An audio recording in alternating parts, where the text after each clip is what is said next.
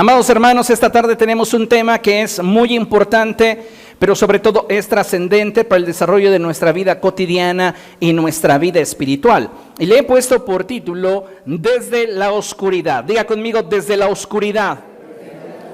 Una vez más, desde la oscuridad. ¿Alguna vez se ha sentido en ese lugar? ¿Alguna vez ha sentido que las circunstancias o los problemas, las situaciones que enfrenta en el día a día se asemejan a un lugar oscuro, donde usted está atrapado, donde usted al parecer no tiene salida?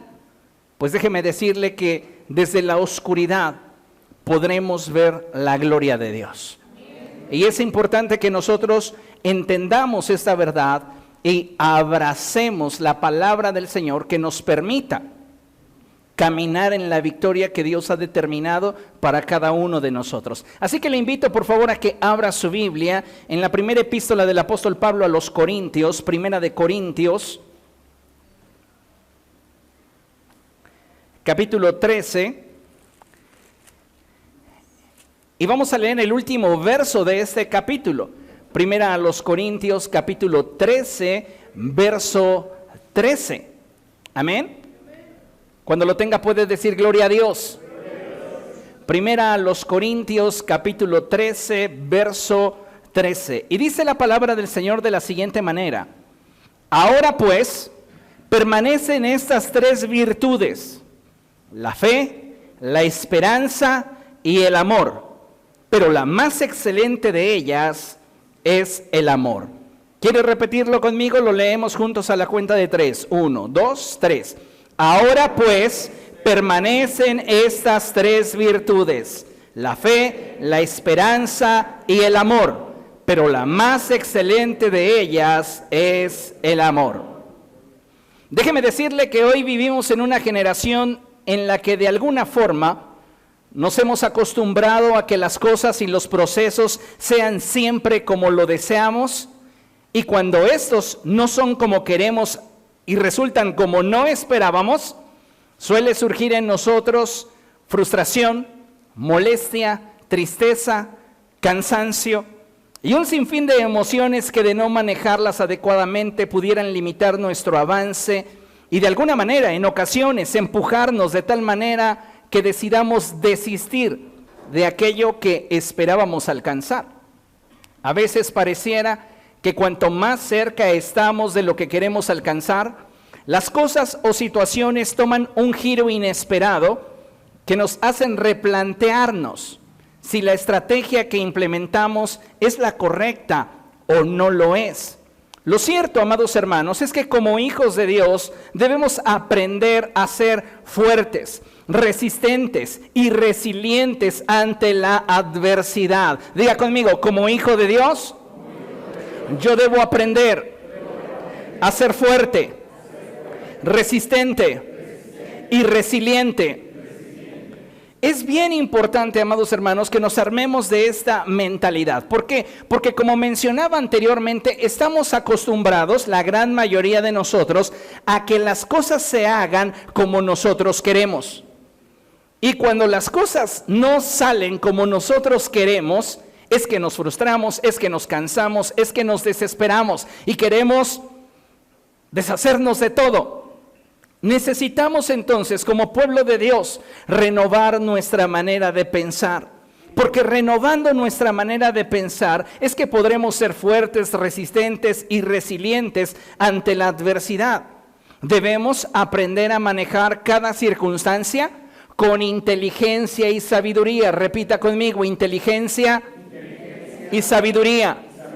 Inteligencia y sabiduría. ¿Cuántas veces no hemos tomado decisiones por impulso? Es que estoy enojado y por eso voy a tomar esta decisión. Es que estoy triste y por esto mismo voy a tomar esta otra decisión.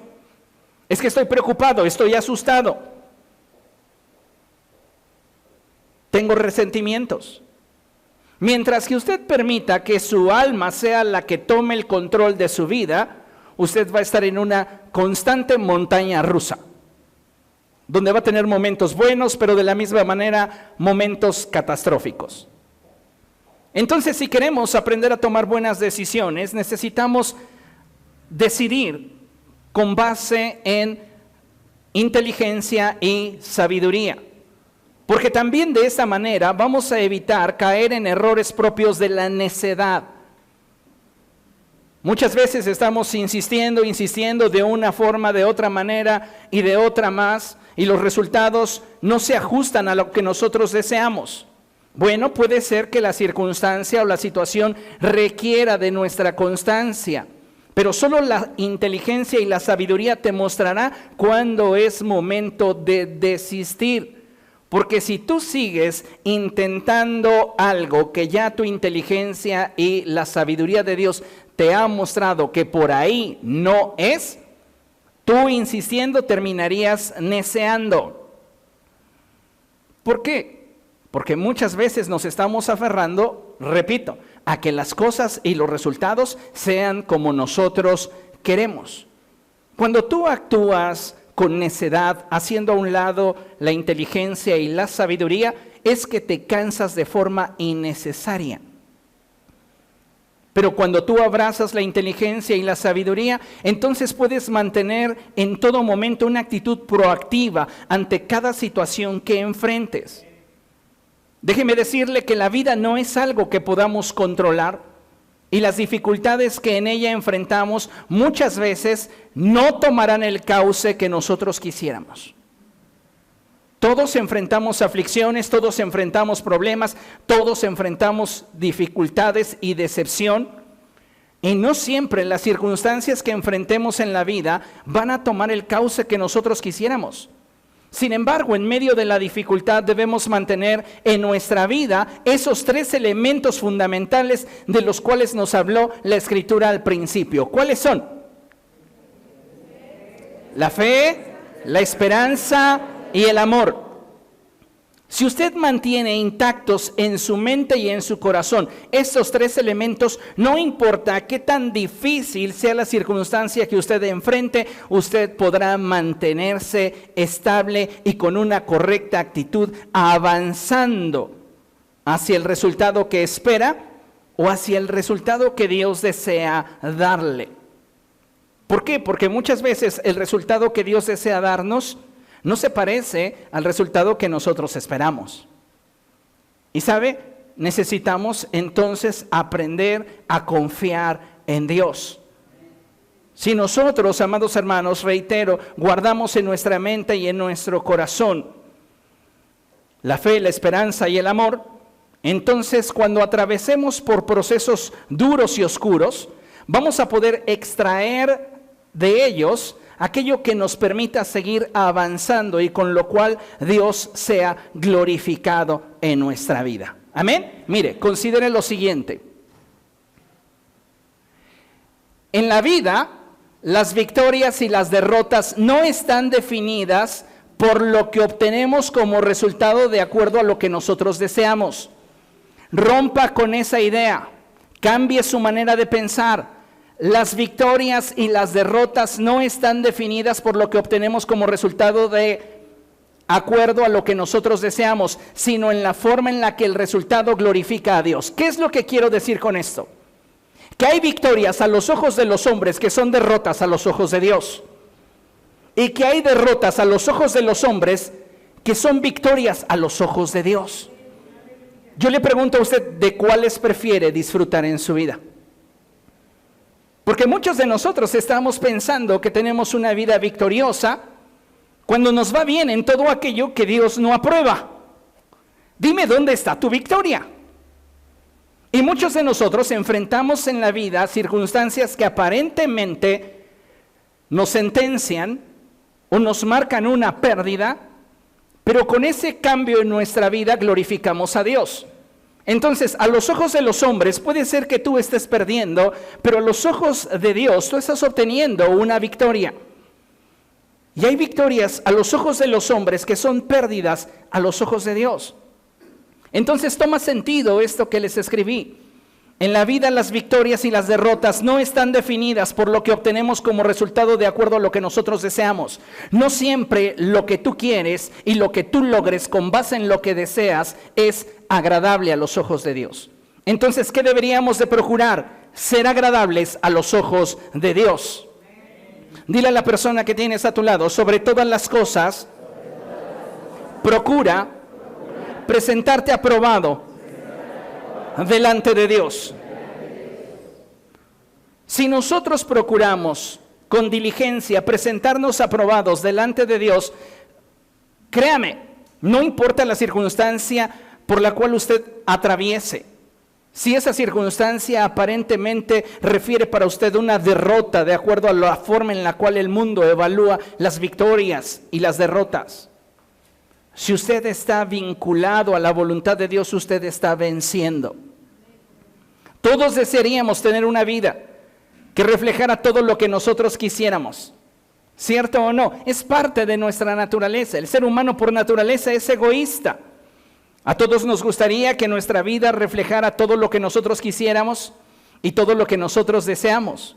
Sin embargo, amados hermanos, aun cuando nuestra vida pudiera ser diferente a esto, necesitamos entender que si no enfrentáramos las crisis y las dificultades, no tendríamos la capacidad de experimentar y valorar la plenitud que se da en nuestra vida a causa de la presencia de Dios en nosotros. Dice la Escritura que aunque andemos en valle de sombra y de muerte, no temeremos mal alguno. ¿Por qué? Porque el Señor está con nosotros.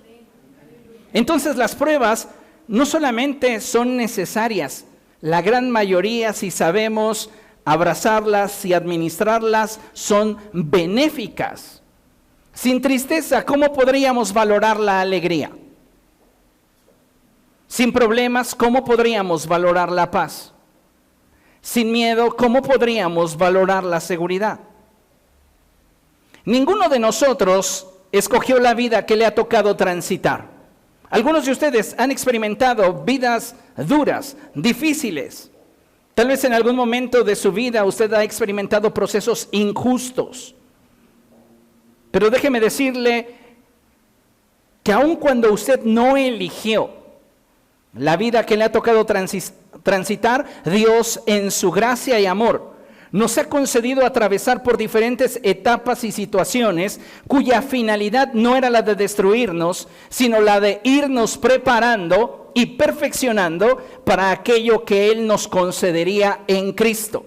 Sí, aun cuando usted haya sufrido en su infancia y que usted no conocía a Dios, Dios ya tenía un plan para usted. ¿Y sabe por qué? Por la simple razón de que desde que usted estaba en el vientre de su madre, Dios ya había puesto su mirada en usted. Dios ya le había escogido. Entonces tal vez durante el periodo en el cual usted no venía a Cristo, sufrió muchas injusticias, sufrió muchas situaciones adversas. Pues bien, todas ellas Dios las permitió para ir perfeccionando su vida. Tal vez usted no ha podido digerirlas desde la perspectiva del propósito de Dios. Y por esta razón es que esas circunstancias le han marcado, le han herido y han dejado en usted huella de dolor y frustración. Pero cuando nosotros comenzamos a digerir la vida desde la perspectiva de que a los que aman a Dios todas las cosas nos ayudan a bien, usted comienza a ver la vida desde otro panorama. Dios en su infinita gracia, en su infinito amor, nos ha permitido atravesar por diferentes etapas y situaciones, cuya finalidad era la de irnos preparando y perfeccionando para aquello que nos sería concedido en Cristo. No siempre hemos tenido el resultado que anhelamos, no siempre la cosecha ha correspondido con la siembra. Y sin embargo, Dios a través de cada situación, a través de cada lágrima, nos ha ido perfeccionando. Lo más importante ahora es que cuando enfrentemos las luchas y dificultades, podamos guardar nuestro corazón y seguir adelante. No olvidemos lo que expresa la palabra de Dios en Proverbios cuando ésta declara: por sobre todas las cosas, cuida tu corazón, porque de él mana la vida. En medio de las pruebas, en medio de las luchas, en medio de las dificultades, usted tiene una responsabilidad y es la de guardar su corazón. Entonces, en los momentos de prueba, cuando sientes que te llueve sobre mojado, cuando piensas que no hay resultado favorable que pueda beneficiarte, en esos momentos mantén en tu corazón intacta la fe, la esperanza y el amor. Si tú mantienes esas tres virtudes intactas en tu mente y en tu corazón, tú vas a poder prevalecer ante la prueba que estás enfrentando. La fe en que Dios cumplirá su propósito en ti. La esperanza de que lo que Dios habló a tu corazón en lo secreto, Él lo cumplirá. Y el amor para no dejar de confiar en el Señor y mantener un vínculo vigente aún y a pesar de. ¿Por qué le digo esto? Porque muchas personas en la actualidad se decepcionan cuando Dios no responde a sus oraciones. Y no es que Dios no responda, Él ha respondido de acuerdo a su sabiduría, de acuerdo a su potencia. El problema es que muchos de nosotros quisiéramos que Dios respondiera de la misma manera que nosotros queremos. Y olvidamos que sus pensamientos son más altos que los nuestros. Y sus caminos son más altos que los nuestros. Nos cuesta trabajo muchas veces aceptar la voluntad de Dios para nuestra vida. A veces las pruebas simplemente, amados hermanos, vienen a podarnos. ¿Cuál es la finalidad? ¿Destruirnos? No, que demos más fruto. Cuando una rama da fruto, ¿qué dice la Escritura? Se le poda para que dé más fruto todavía. Pero muchos de nosotros sentimos las pruebas, las dificultades, como esa hacha puesta a la raíz del árbol. Y la realidad es que debemos aprender a digerir las circunstancias que enfrentamos, manteniendo intactas en nosotros la fe, la esperanza y el amor. Y de esta manera vamos a poder enfrentar cualquier circunstancia, sabiendo que Dios cumplirá su propósito en mí, sabiendo que aquello que Dios ha hablado a mi corazón en lo secreto, Él lo cumplirá, y saber que sin importar la circunstancia que yo esté atravesando, Dios me ama y yo puedo mantener mi vínculo vigente con Él. Amén. Lamentablemente, como le mencionaba, muchas personas hoy día están decepcionadas de Dios. Leemos lo que tenemos proyectado en la lámina y dice: como seres humanos nos decepcionamos con facilidad y pocas veces consideramos que de la misma forma en la que nos han decepcionado, hemos decepcionado. A veces es muy fácil señalar a los demás y decir: me han decepcionado, me han lastimado, me han herido, pero no hemos reparado en lo que nosotros hemos hecho. Y mientras que no reparemos en lo que nosotros hacemos, no hay en ello responsabilidad. Y usted y yo necesitamos, para poder avanzar hacia un crecimiento óptimo, responsabilizarnos también de nuestra vida. Entonces, como seres humanos nos decepcionamos con facilidad y pocas veces consideramos que de la misma forma en la que nos han decepcionado, hemos decepcionado. Sin embargo, cuando las personas o circunstancias nos introducen en un proceso de oscuridad, es ahí donde toma mayor relevancia el guardar nuestro corazón. Yo le pregunto a usted, ¿qué está guardando en su corazón? Vamos, hurgue usted de manera personal e íntima en su corazón. ¿Qué está atesorando en él? Porque el Señor Jesucristo dijo que el hombre que es bueno, del tesoro de su corazón, saca el bien. Pero el que es malo, de lo que atesora en su corazón, saca el mal. Es decir, nadie puede dar lo que no tiene. Y cada uno de nosotros da de acuerdo a aquello que ha atesorado en el corazón. ¿Entiende esto? Por eso es tan importante autoexaminarnos. Y yo le pregunto en esta tarde, ¿qué está atesorando en su corazón? ¿Decepciones? ¿Resentimiento? ¿Envidia? ¿Celos? ¿Inseguridades? ¿Egoísmo? ¿Vanidad? ¿Qué estamos atesorando en nuestro corazón? Es importante que nos cuestionemos para que podamos darnos cuenta qué es lo que estamos guardando en nuestro corazón y de qué manera esto nos puede afectar. Porque por sobre toda cosa guardada deberíamos de guardar nuestro corazón, porque de él emana la vida. Y si nosotros ante la prueba, ante la lucha, ante la dificultad, ante la decepción, lo que estamos guardando son emociones fuera de control, pensamientos equivocados, lo que estamos forjando en nuestra vida es inestabilidad. Y por esta razón es que debemos de tener mucho cuidado con qué es lo que estamos atesorando en nuestro corazón. El apóstol Pablo fue un hombre escogido por Dios con una finalidad. Y esta finalidad fue la de predicar a los gentiles y enseñarles la doctrina del evangelio. Sin embargo, el apóstol Pablo, aún entre cristianos, tuvo que enfrentar muchas adversidades y pruebas diversas, muchas de ellas con el potencial para detenerlo. Pero ¿sabes? Al guardar su corazón, lo único que el apóstol Pablo podía esperar de esas circunstancias es que la voluntad de Dios se cumpliera en su vida. Escuche, la cual no siempre fue cómoda, pero siempre es buena, agradable y perfecta. La voluntad de Dios para nosotros es buena, agradable y perfecta. ¿Y cómo disfruto de esa voluntad para mi vida? Pues muy fácil. Tengo que aprender a guardar mi corazón. Y en medio de las circunstancias difíciles, adversas, esas circunstancias para las cuales yo no tengo una respuesta, bastará con el hecho de saber que en mi corazón están vigentes la fe, la esperanza y el amor. Esta es la confianza en Dios.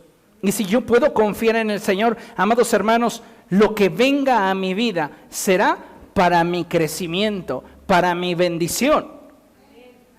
Aunque esto no se parezca a lo que yo hubiera querido que fuera. ¿Entiende esto que le estoy diciendo? Es muy importante que lo comprendamos. Vea, acompáñeme por favor a 2 Corintios. Vamos allá, 2 Corintios capítulo 11.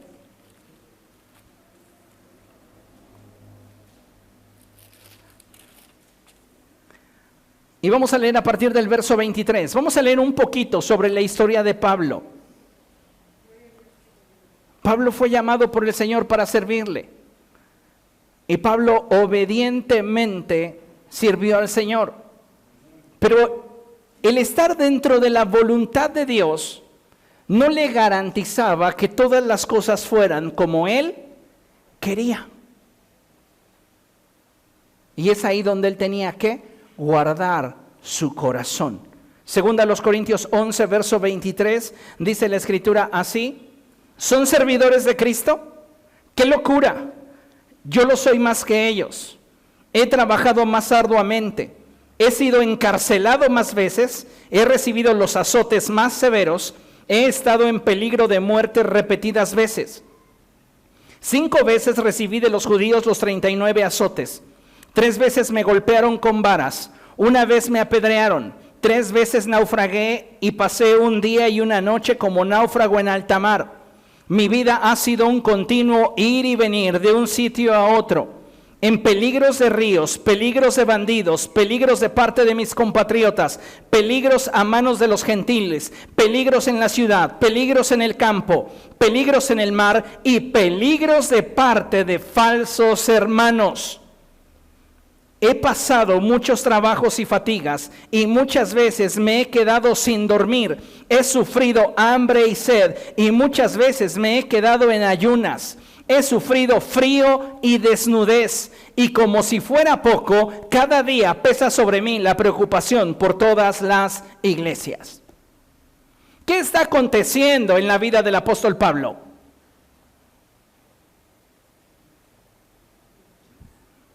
Muchas adversidades, muchos problemas. Si usted los enfrentara, posiblemente ya hubiera renunciado a aquello que le hubiera implicado participar de dicha actividad. Pero ¿qué lo mantenía a él firme? ¿Qué lo mantenía a él sin odio en su corazón, sin resentimiento? El mantener su corazón protegido de lo que fuera de este acontecía. El procurar que la fe, la esperanza y el amor se mantuvieran intactos en su interior. Pablo sabía que en medio de cada tribulación lo que estaba en juego era su destino, y por ello él debía de mantener las ganas, el combustible, el fuego ardiendo en su corazón, y esto solo lo iba a lograr si era capaz de proteger su mente y mantener en orden sus emociones. Guardar el corazón, amados hermanos, no es tratar de no sentir nada. Entienda esto. Guardar el corazón no es tratar de no sentir nada. Es gobernar sobre lo que siento, gobernar sobre lo que pienso. Cuando tus pensamientos comienzan a ganar terreno en tu vida y son pensamientos inadecuados, son emociones equivocadas, tú comienzas a exponer tu corazón. Por eso el autor a los Hebreos dice cosas como estas: tengan cuidado, no sea que alguna raíz de amargura crezca en ustedes, y de esa forma muchos otros puedan venir a ser corrompidos. Si no guardamos nuestro corazón, si no protegemos nuestro corazón, todo lo que en él hay puede venir a menos. Y la manera más adecuada de gobernar y proteger nuestra vida espiritual y salvaguardar nuestro corazón es aprendiendo a controlar nuestros pensamientos y nuestras emociones.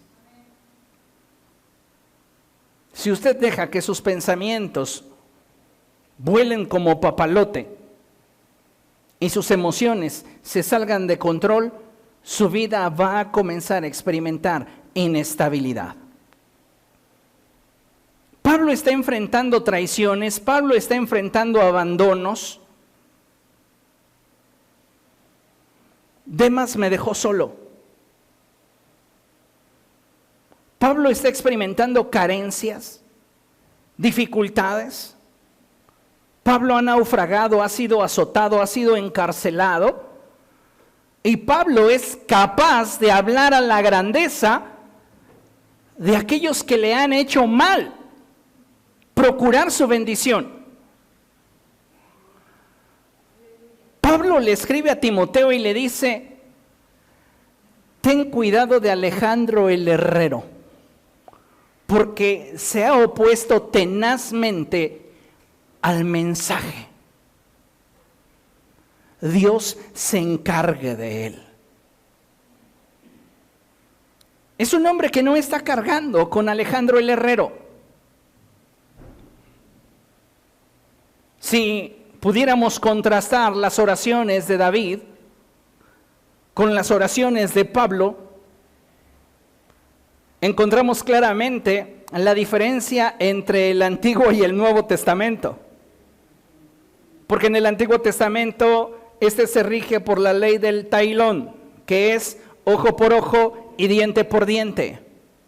David oraba y decía: págales conforme a las obras, conforme a sus maquinaciones, destrúyelos.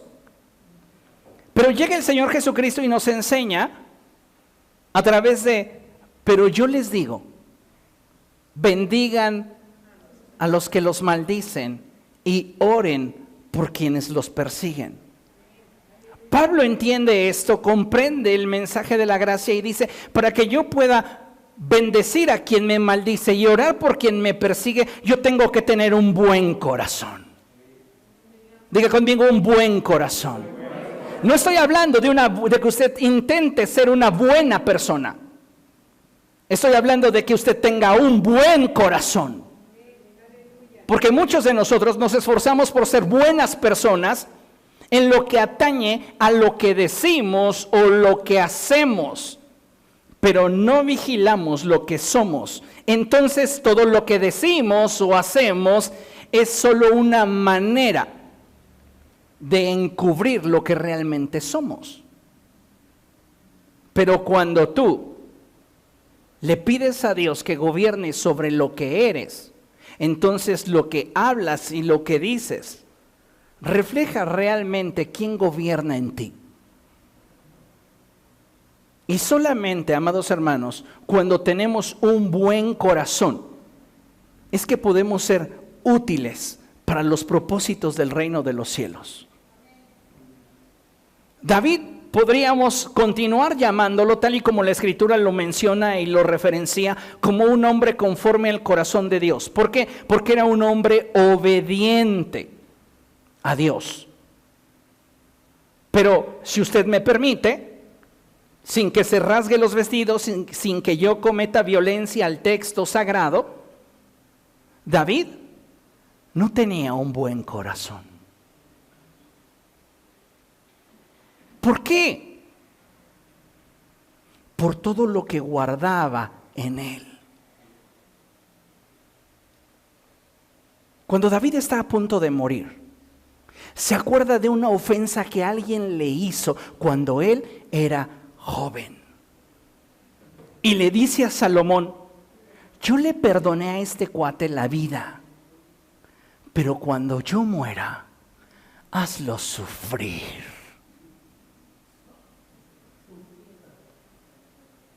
¿Ah? ¿Cuántos de ustedes están guardando cosas de hace años? Y piensan que elevando una oración a Dios por esa persona ya, ustedes ya son buenas personas. No tienes un buen corazón. Tus palabras son las correctas, tus emociones pueden ser las correctas, pero no tienes un buen corazón. Porque estás atesorando resentimiento, porque estás atesorando situaciones que no te están permitiendo tener la estabilidad para poder tener un buen corazón. Yo te podría ver externamente y decir, es que eres una muy buena persona. Pero Dios es el que escudriña los corazones. Entonces, Dios, que conoce el corazón de David, le dice, no me arrepiento de haberte llamado un hombre conforme a mi corazón, porque eres un hombre realmente obediente, que has hecho todo lo que yo he querido. Pero déjame decirte en el secreto que no tienes un buen corazón. Y por causa de que no tienes un buen corazón, no serás tú quien me construya un templo para mí, será tu hijo.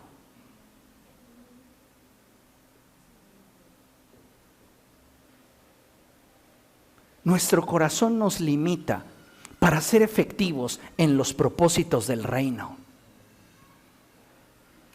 Algunos de nosotros, amados hermanos, tenemos capacidades, tenemos habilidades, pero nos está fallando el corazón. Tenemos conocimiento, pero no estamos atesorando lo correcto. ¿Y sabe qué sucede? Cuando no atesoramos lo correcto, lo primero que comienza a tambalearse en nuestra vida es de forma inversa el amor, la esperanza, y termina colapsando nuestra fe. ¿Por qué? Porque muchas veces mantenemos la fe como la inercia de una rutina, pero ya no sentimos nada por el Señor. Ya no tenemos esperanza en que sus palabras se cumplan. Es más, ya hasta las guardamos. en la cena de las promesas no cumplidas. Pero no nos vamos de la iglesia. ¿Por qué? Porque estamos habituados a vivir dentro de una rutina que trae descanso a nuestra conciencia. Pero ya no sientes nada, sigues sintiendo resentimiento, sigues sintiendo amargura, sigues sintiendo dolor, sigues sintiendo decepción, aflicción. No tienes un buen corazón.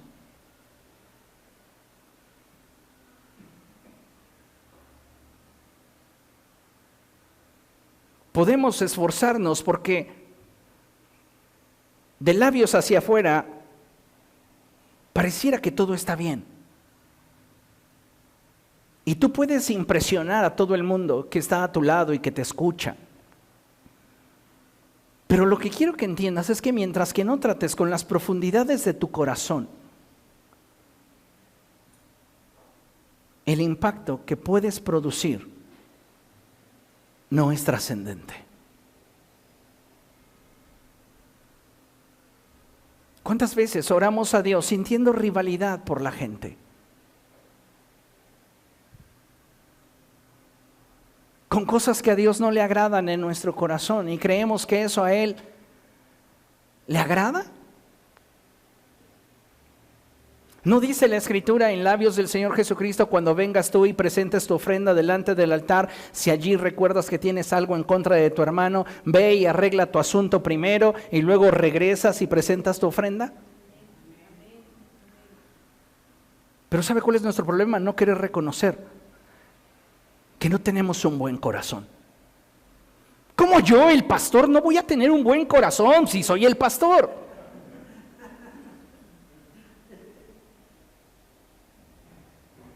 El corazón no se da por títulos, no se da por antigüedad,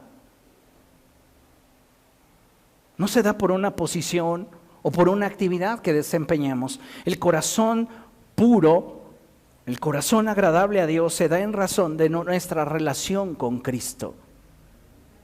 Y si tú quieres agradarle, tú no vas a guardar en tu corazón aquello que sabes que te contamina.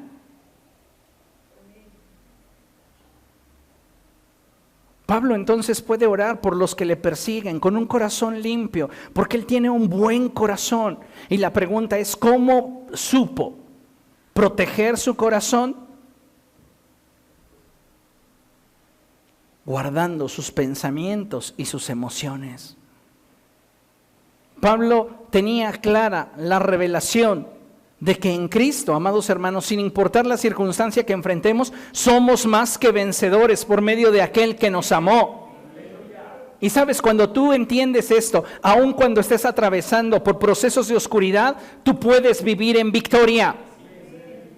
Yo te hago la pregunta, ¿y a ti qué podría decepcionarte como para alejarte del Señor? ¿Qué te podría decepcionar? Porque hay personas que se alejan del Señor con el pretexto, y lo subrayo, de la vida personal del pastor o de sus líderes, o la forma en la cual se sienten dentro de la iglesia.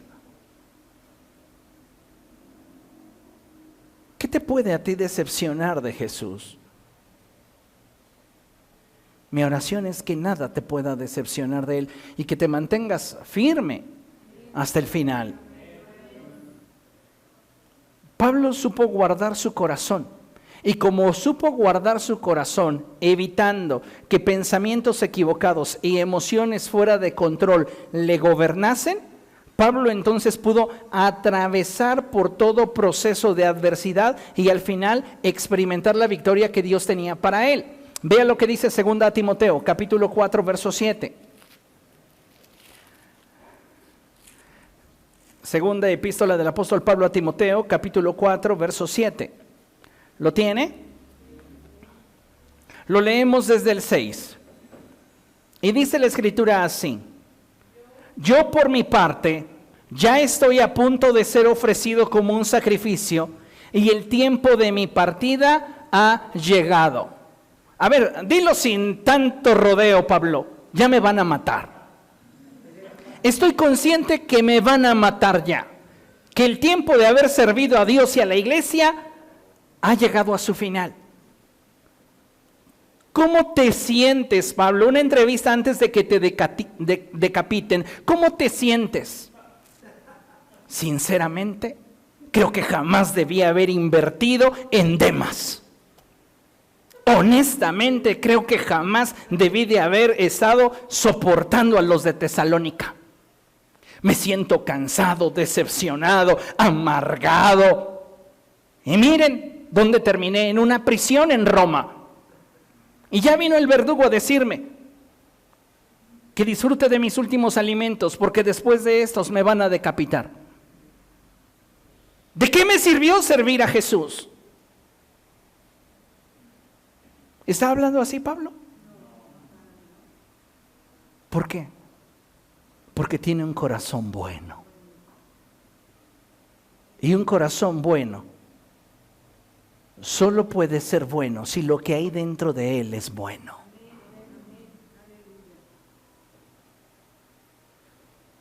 ¿Tenía él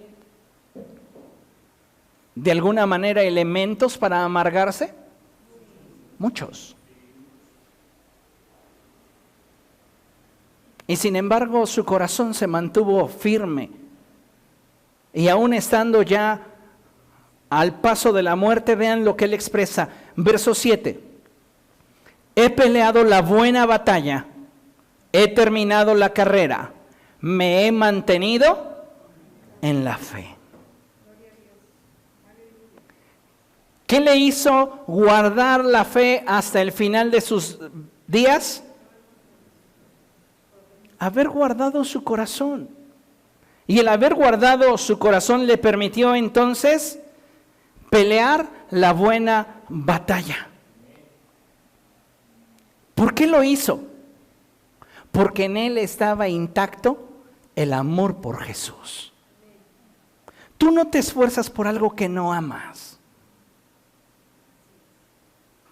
Y él puede decir, en la recta final de su ministerio, he peleado la buena batalla. Luego él dice, he terminado la carrera. ¿Qué lo llevó a ese punto? La esperanza. La esperanza de saber que Dios usaría su vida para que Dios fuera glorificado.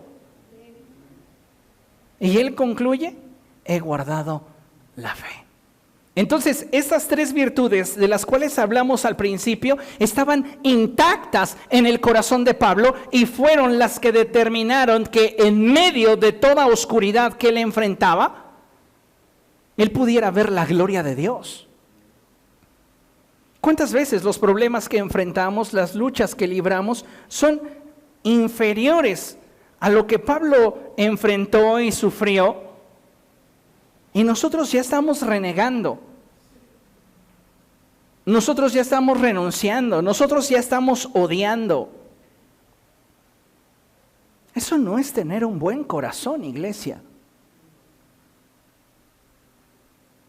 Podría ser una traducción similar a lo que la Escritura expresa en Mateo, sin violentar el texto, cuando en las bienaventuranzas el Señor Jesucristo dice, bienaventurados los de limpio corazón, porque ellos verán a Dios. La traducción ajustada sería, bienaventurados los que tienen un corazón bueno, porque ellos verán a Dios. ¿Quién tiene un corazón bueno? Solo aquel que atesora cosas buenas, que protege en lo íntimo de su corazón la fe, la esperanza y el amor, que no permite que las decepciones de la vida comiencen a agitar sus pensamientos o a llevar sus emociones en una dirección que generarán en su interior dolor. En la Escritura, amados hermanos, encontramos otra enseñanza muy profunda, refiriéndonos a estos mismos aspectos.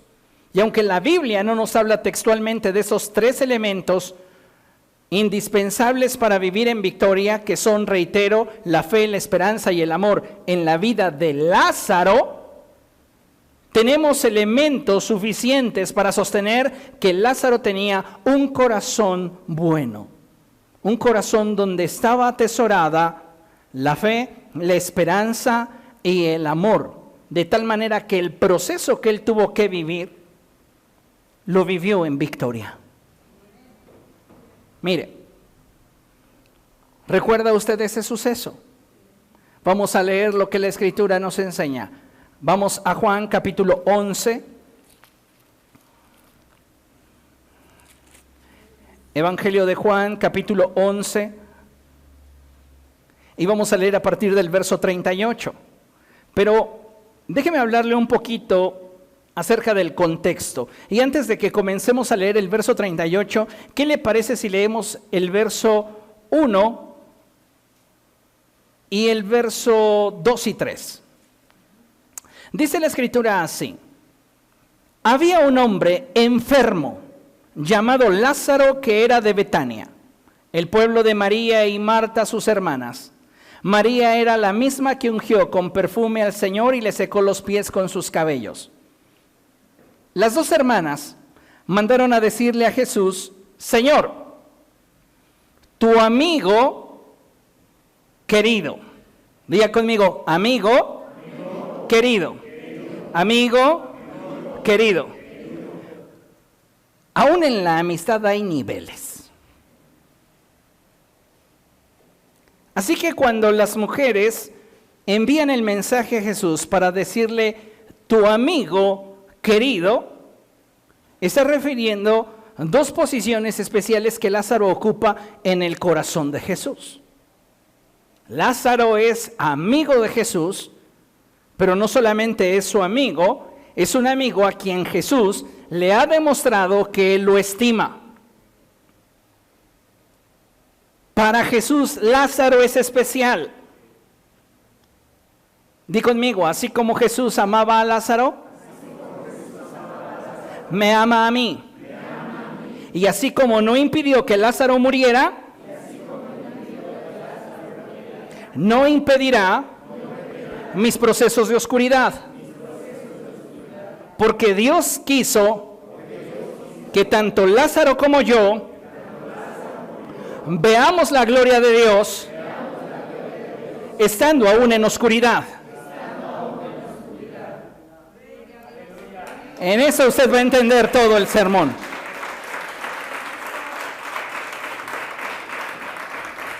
Usted es especial para Dios, así como lo era Lázaro. Y sabe, muchas veces quisiéramos que las cosas fueran como nosotros queremos. ¿Con qué finalidad Marta y María enviaron este mensaje a Jesús? Con la finalidad de que Jesús dejara lo que estaba haciendo para venir rápidamente y sanar a Lázaro. ¿Cuántos de nosotros no quisiéramos que después de haber orado por una provisión, por una sanidad o por cualquier circunstancia en nuestra vida, de inmediato el cielo hubiera intervenido y nos hubiese hecho el milagro? Muchos de nosotros lo hubiésemos querido así. ¿Pero por qué Dios no respondió? Porque Dios en su sabiduría tenía un camino mejor. ¿Que no lo entiendes? ¿Que no lo alcanzas a comprender? ¿Por qué? Pero si Dios lo pudo hacer en otros, ¿por qué no lo hizo cuando yo lo necesitaba, cuando yo lo clamé, cuando yo lo pedí? Y eso genera decepción. ¿Por qué? Porque somos un montón de niños caprichudos que queremos que las cosas sean como nosotros queremos y cuando nosotros queremos, de la forma en la cual nosotros las queremos.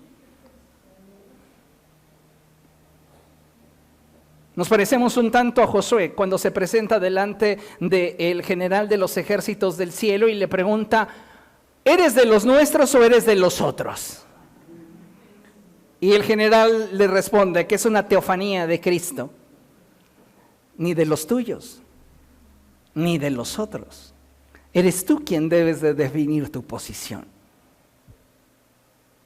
Eso es maravilloso.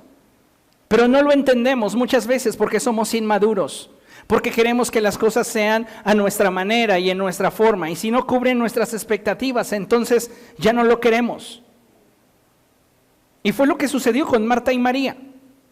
Mandan decirle al Señor: oye, tu amigo, y no cualquiera, al que le has demostrado tantas veces que es especial para ti, está enfermo. ¿Qué dice el verso 4? Cuando Jesús oyó esto, dijo: esta enfermedad no terminará en muerte, sino que es para que la gloria de Dios se manifieste y Dios sea glorificado. ¿No te has dado cuenta que tu proceso de oscuridad puede servir para que Dios perfeccione la obra en ti y Dios sea glorificado? ¿Duele? Sí. ¿Es difícil? Sí. Pero ¿sabes? Muchas veces duele más de lo necesario porque estamos resistiéndonos.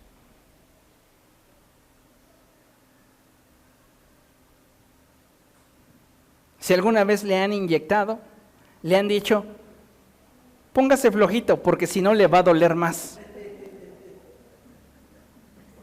¿Y cuántas veces no nos ha dolido más? Jesús está diciendo: esta enfermedad no va a terminar en muerte, sino que es para la gloria de Dios, para que a través de este proceso oscuro el Hijo de Dios sea glorificado. Y el verso 5 nos enfatiza algo. Jesús amaba a Marta, a su hermana y a Lázaro. El amor que Dios siente por ti, el amor que Jesús siente por ti es vasto, es inmenso. Pero no implica que por amor Él detenga tu crecimiento. Porque como mencionaba al principio, ¿cómo valoraríamos la felicidad sin la tristeza? ¿Cómo valoraríamos la abundancia sin la escasez? Dios permite las pruebas para que seamos perfeccionados. Ahora, yo me imagino a Lázaro cuando enviaron esa comitiva para avisarle a Jesús que su amigo querido estaba enfermo.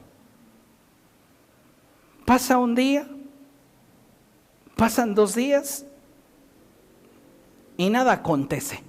Jesús no llega y Lázaro está con dolores, posiblemente con fiebre, no lo sé, pero su estado lo ha ido mermando en gran manera y él está en un lecho de dolor. Las mujeres esperando que Jesús venga por causa de su necesidad. Pero algo que debes de saber es que jamás los planes de Dios se ajustan a tus necesidades.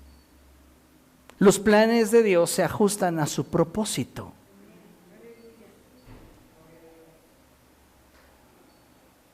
Jesús no iba a llegar ahí porque ellas tuvieran necesidad. Jesús iba a llegar ahí porque Dios tenía un propósito. Cuando aprendemos a entender esto, descansamos en Él. Yo puedo entonces depositar delante de Él mi necesidad, pero sabiendo que si obtengo de algo no es por causa de mi necesidad, es por causa de su propósito. Y su propósito, amados hermanos, siempre está fundamentado en su amor. Entonces Lázaro está sufriendo, está al borde de la muerte, pero Lázaro está guardando su corazón. Y eso es algo que no está explícitamente en la Biblia, pero yo lo puedo ver con claridad. ¿Por qué? Por la forma en la cual se desarrolla toda la historia y en la cual vemos a Jesús obrar ese milagro. Lázaro tiene un buen corazón y en medio de la prueba, en medio de la lucha, en medio de la adversidad, él sigue protegiendo sus pensamientos. El diablo venía y le decía: ¿no que te quería? ¿No que era su amigo? Mira, te sabe necesidad y ¿dónde está? Ni un WhatsApp te ha mandado. ¿Y sabes qué hacía Lázaro? Mantenía a raya esos pensamientos. Porque él no era un cyborg ni un robot. Sentía. Y esas emociones que de repente brotaban en su interior al cuestionarse, ¿dónde está Jesús?, las mantenía a raya para mantener protegido su corazón. De tal manera que su fe, su esperanza y su amor estaban intactos. Lázaro muere, pero tiene un buen corazón que propicia que el cielo honre su fe, su esperanza y su amor, enviando a Jesucristo a levantarlo de entre los muertos. Porque la forma en la cual Lázaro vivía ese proceso de oscuridad glorificaría al cielo a través de la actitud que permeaba su corazón. Veamos lo que dice la Escritura después del verso 38. Conmovido una vez más, Jesús se acercó al sepulcro. Era una cueva cuya entrada estaba tapada con una piedra. Entonces Jesús ordenó: quiten la piedra. Marta, la hermana del difunto, objetó: Señor, ya debe oler mal, pues lleva 4 días allí.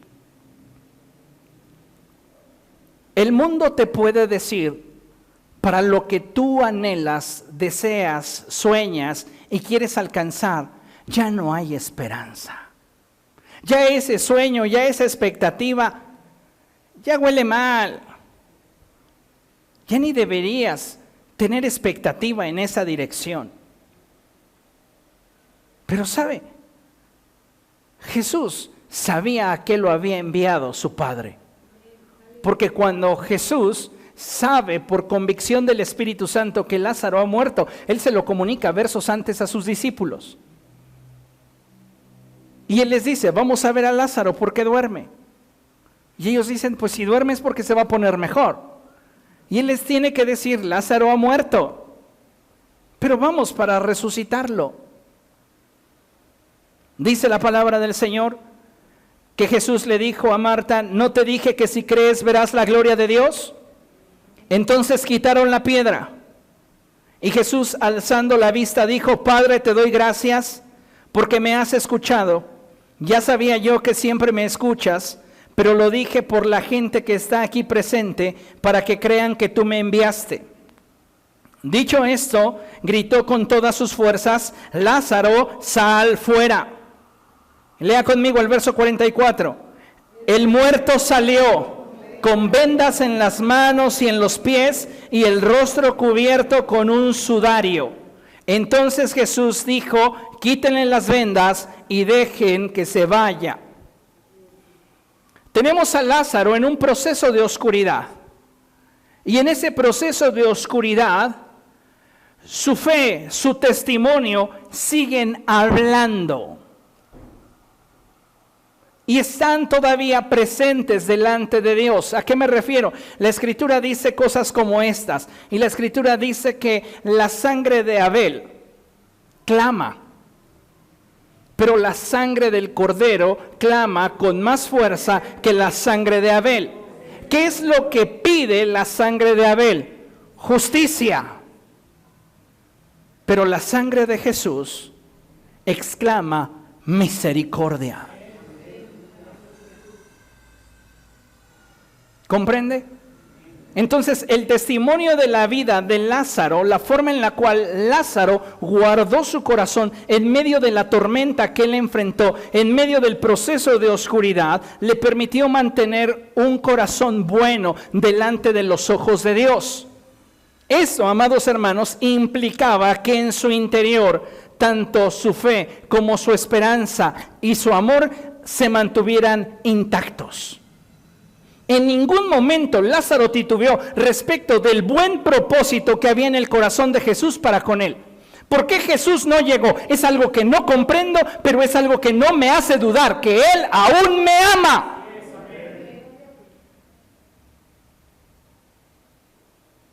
¿Por qué Jesús no llegó? No lo sé, no tengo una respuesta, pero esta situación que enfrento no tiene el potencial para que yo pierda la esperanza de que Él prometió que estaría siempre conmigo. ¿Por qué Jesús no llegó? No lo alcanzo a comprender, pero eso no mueve para nada mi fe. Yo sé quién es Él.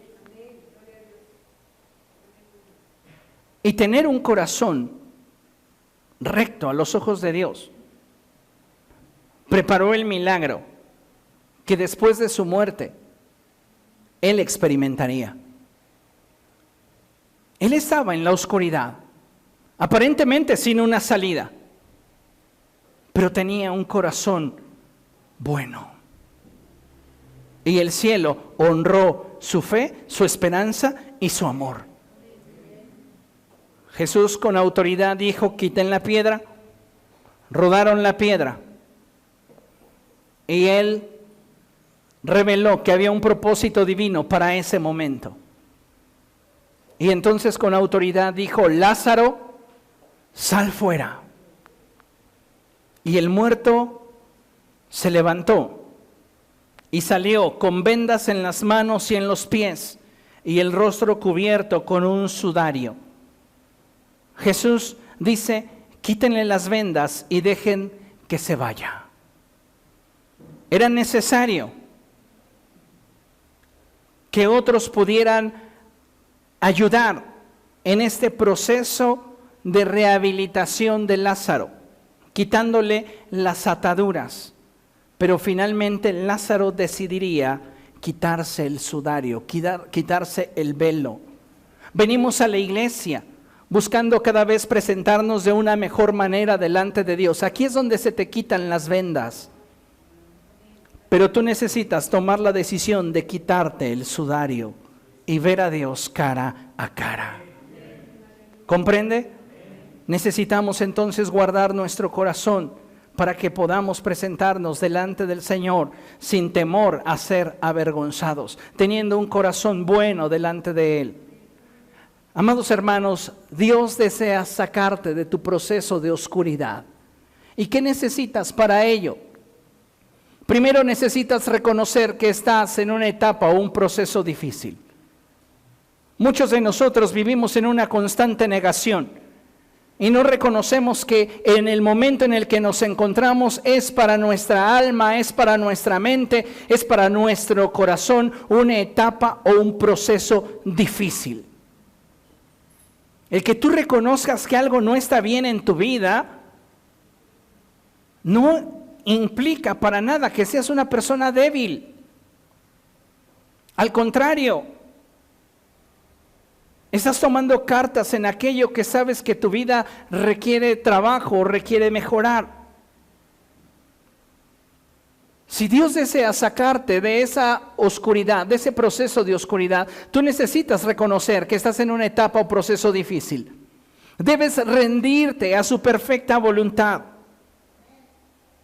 Es decir, necesitas entender que Él tiene un plan y un propósito que muchas veces irá más allá de tu entendimiento. Debes guardar tu corazón, mantén en línea tu mente y tus emociones.